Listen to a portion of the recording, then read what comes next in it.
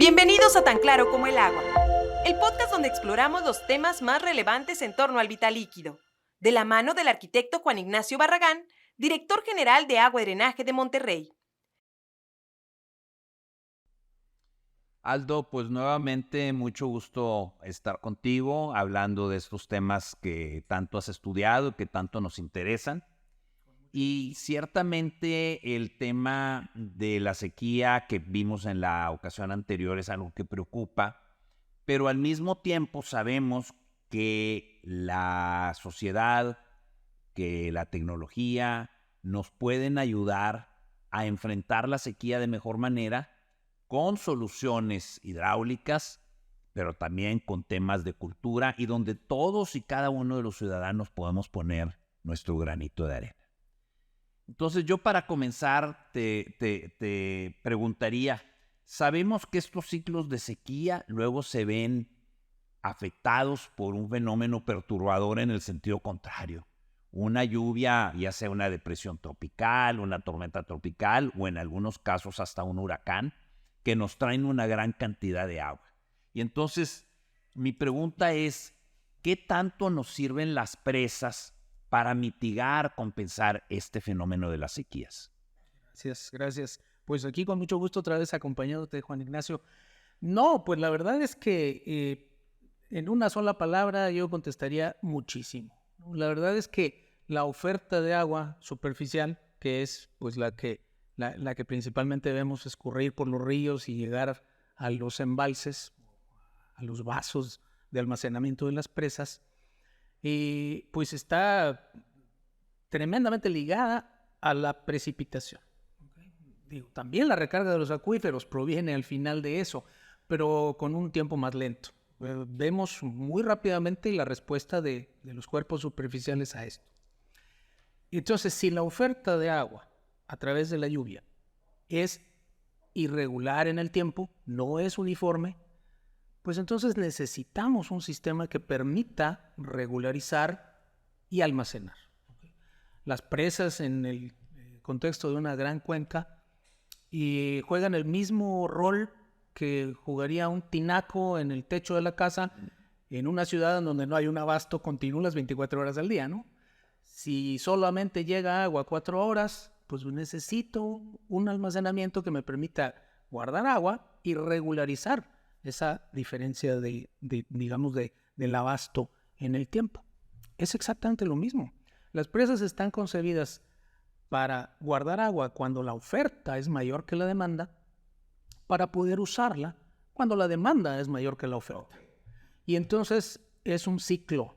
En el año, si queremos ver no el año calendario, sino un año hidrológico, pues tenemos la época de lluvias, que ya sabemos aquí, ¿no? Agosto, prioritariamente septiembre, y eso es cuando las presas se nos deben recuperar para poder utilizarlas en el periodo de estiaje siguiente, ¿no? En las secas del año siguiente.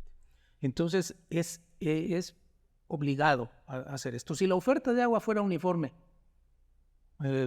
sí, luego tienen la oportunidad de ver cómo llueve, por ejemplo, en París.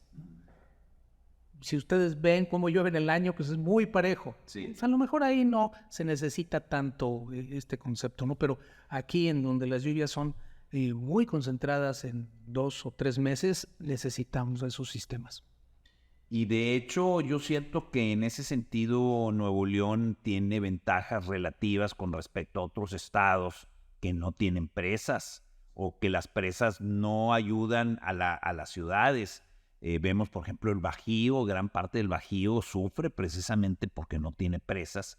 Y nosotros, bien que mal, las presas, administrándolas adecuadamente, nos ayudan precisamente a compensar estos periodos de sequía que ya sabemos que son normales, recurrentes. Vamos a vivir con ellos y tenemos que aprender a manejarnos mejor. Totalmente. Y creo que tocas un punto importante, ¿no? El caso nuestro acá en el área metropolitana de Monterrey, pues tenemos esa ventaja, ¿no? Hay 3 fuentes superficiales, en muy poco tiempo tendremos 4, y luego también tenemos los sistemas acuíferos, ¿no? Y entonces eso nos da pues una diversidad de fuentes que no tiene, por ejemplo, León, ¿no? en donde hace referencia al Bajío, ¿no? En donde prácticamente dependen enteramente del acuífero.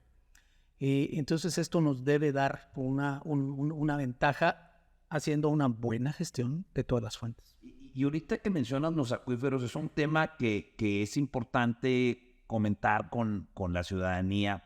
¿Qué tanto nos sirven, por ejemplo, la presa Rompepicos, que está allá en Corral de Palmas, atrás de las sierras, y otras presas que vienen en proceso? Sabemos que viene la presa de Divisadero, otra Rompepicos, viene otra probablemente más adelante. ¿Qué tanto nos sirven para la recarga de los acuíferos y que suban los mantos freáticos? Bueno, en general todas las presas tienen un rol en ese sentido, ¿no?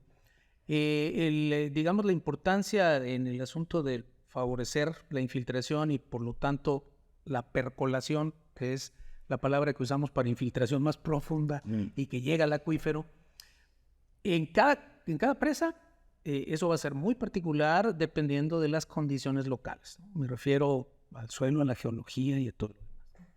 Puede ser que la presa esté en sitios en donde hay baja permeabilidad, y entonces a lo mejor la recarga no va a ser tan grande.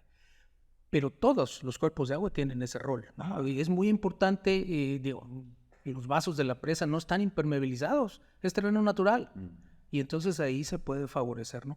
En el caso de la presa Rompepicos, la que tenemos actualmente en Corral de Palmas,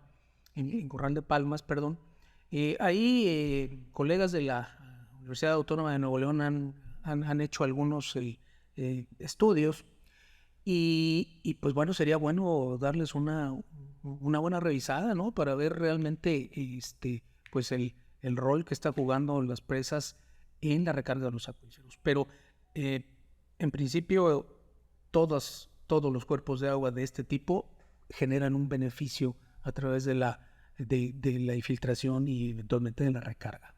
Y aprovechando ese tema, por ahí se ha hablado también del asunto de lo que le llaman las presas subterráneas. Las presas subterráneas que creo que se utilizan mucho en Israel y en algunos otros países, que consisten en poner una barrera para que el agua del acuífero se acumule y no escurra, porque pues finalmente el agua que está en el subsuelo puede llegar al mar al final de cuentas. ¿Hay algunas experiencias aquí en México en ese sentido? Sí, esa parte, mira, esa parte es muy, muy importante, ¿no? Básicamente el concepto de presas subterráneas es poder ir configurando de mejor manera el acuífero, ¿no?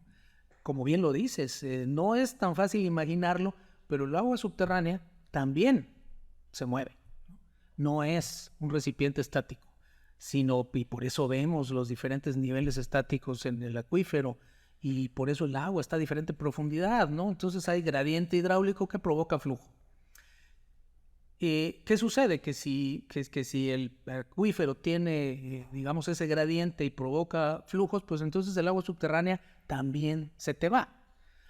En el Alex, ¿no? Que tuvimos tanta agua, pues la verdad es que no pudimos, digamos, guardarla, pues porque los acuíferos estaban llenos y porque las presas estaban llenas. Pero si hubiéramos tenido alguna de estas presas subterráneas, pues hubiéramos podido guardar más agua en el subsuelo. La verdad es un concepto que conocemos desde hace mucho tiempo. En México no hay prácticamente ejemplos prácticos de esta situación, pero es algo que está bien estudiado. Tiene mucho, por supuesto, mucho que ver con las condiciones geológicas. Hay que hacer muy buenos estudios hidrogeológicos, geohidrológicos, para entender qué está pasando ahí abajo, ¿no? Como que esa todavía es una asignatura pendiente que tenemos en Monterrey, ¿no? Meternos a estudiar más los acuíferos, pero creo que sería una cosa interesante. No sé si recuerdas, alguna vez lo platicamos, que después de que estudié las inundaciones del huracán Alex, el volumen de escurrimiento por el río Santa Catarina, un día y medio de escurrimiento, ese volumen era equivalente en aquel entonces, en 2010, entrado 11, a lo que consume todo el área metropolitana de Monterrey durante un año. Fíjate, un día y medio de escurrimiento. Entonces, ahí hubiera sido muy bueno tener otras alternativas para poder detener esa agua. Detener esa agua y que no vaya a dar al Golfo de Al México. final, exactamente, ¿no? Oye, ¿y qué puede hacer el ciudadano Por ejemplo, se habla de los pozos de absorción. El conocimiento que yo tengo es que los pozos de absorción no son útiles en cualquier lugar, porque desgraciadamente muchas veces el terreno es poco absorbente.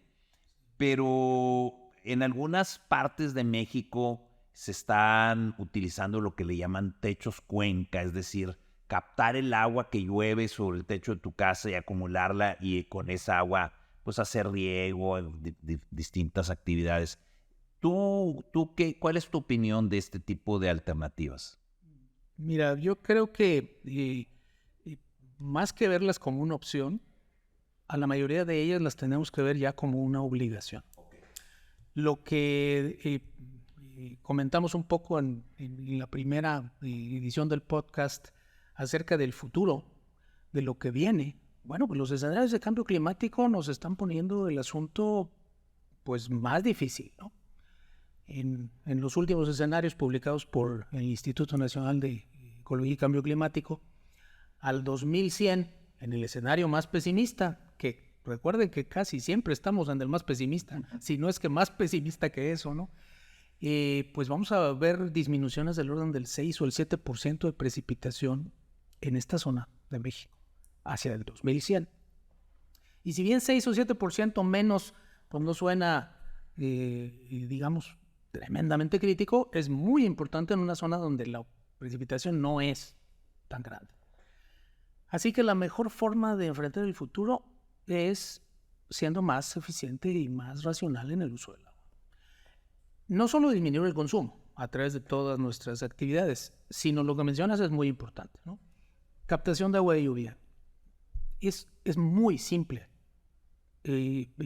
digamos, pensar aunque sea en un esquema preliminar o muy inicial de esto, ¿no? Un par de canaletas y eso nos va a servir para guardar agua. Agua que es buena para el riego, buena para la limpieza del hogar, para muchas actividades. Y hay que recordar que hasta el momento no tenemos que solicitar una asignación o una concesión por el uso del agua pluvial, que eso, pues, eso es una gran ventaja, ¿no?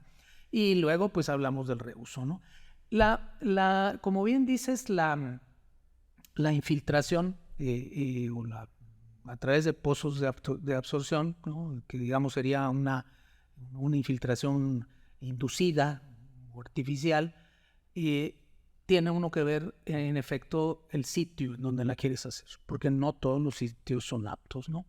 Digo, esta zona de caliza sí tiene fracturas y a lo mejor no va a ser difícil encontrar algunos sitios así, pero particularmente en donde cada quien tiene su casa, pues quizás con lo heterogéneo que es el suelo y la geología, a lo mejor no es factible. Y si lo intenta, pues lo único que va a hacer es generar problemas a través de una acumulación de agua ahí que va luego a verse reflejada en otras situaciones, ¿no? Pero todo lo que podamos hacer en pro de restaurar, digamos, este ciclo hidrológico que tenemos tan impactado, todo eso yo lo veo como la mejor forma de enfrentar este futuro que lo único que podemos decir es que va a ser más desafiante que lo que estamos viendo. Entonces, el tema de la recarga inducida de los acuíferos que se está haciendo en muchos países, yo he visto mucha literatura sobre Australia, por ejemplo, donde tienen baterías de pozos donde mandan todo el agua de lluvia y la infiltran al acuífero. Aquí en Monterrey tendríamos que hacer un análisis más puntual de la geología para ver dónde están esas zonas aptas para recargar los acuíferos, es lo que entiendo. Es correcto. Fíjate que hay un concepto que manejamos. No, la palabra no es tan conocida, pero le decimos sumidero. ¿Okay? Y básicamente es un lugar en el espacio en donde en forma natural hay una infiltración muy rápida. Y esos son puntos excelentes para hacer la infiltración en la recarga de los acuíferos. Vaya, la recarga de los acuíferos la podemos hacer simplemente propiciándola. Eso quiere decir llevando el agua hasta esas zonas en donde por naturaleza hay una permeabilidad alta y un potencial de recarga importante. o incluso la podemos inyectar. Eso quiere decir, le metemos con bombeo hacia adentro. Claro, ahí vamos a gastar energía, ¿no? Entonces, lo ideal es encontrar, mediante un buen estudio de la geología espacial, pues vamos a ver dónde son los sitios propicios. Seguramente encontramos varios. Porque hay regiones, por ejemplo, la península de Yucatán, donde ahí pues, el suelo es como una esponja, ¿no?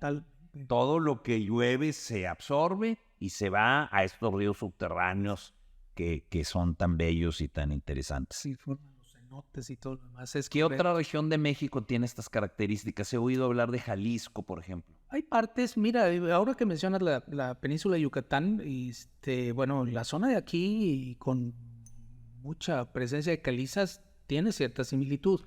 A esa zona le llamamos el karst, el medio kárstico. Es un medio que provoca muchas fracturas, que por el paso del agua también hay disolución de las calizas y entonces eso va generando todo este sistema, digamos, cavernoso, ¿no?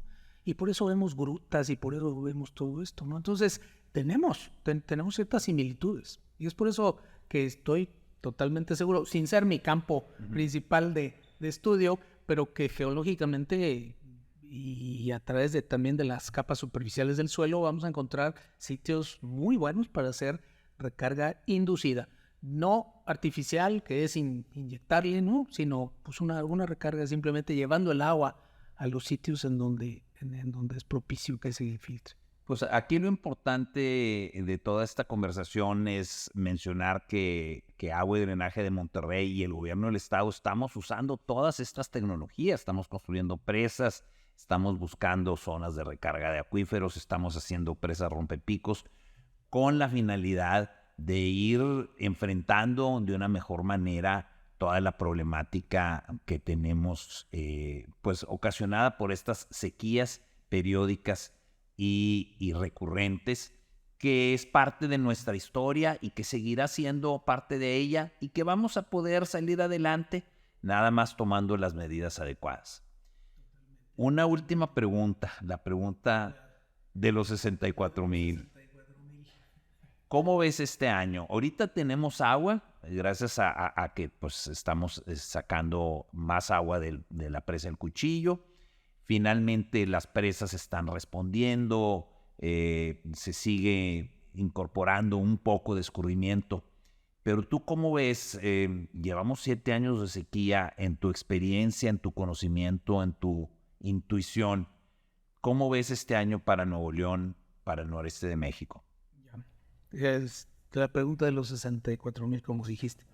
Mira, antes de responderla, quisiera nada más darles un dato muy rápido acerca de lo que mencionaste en algún momento, el sistema Cutzamala y el Valle de México. Y sí, pues se ha hablado del día cero y todo lo demás.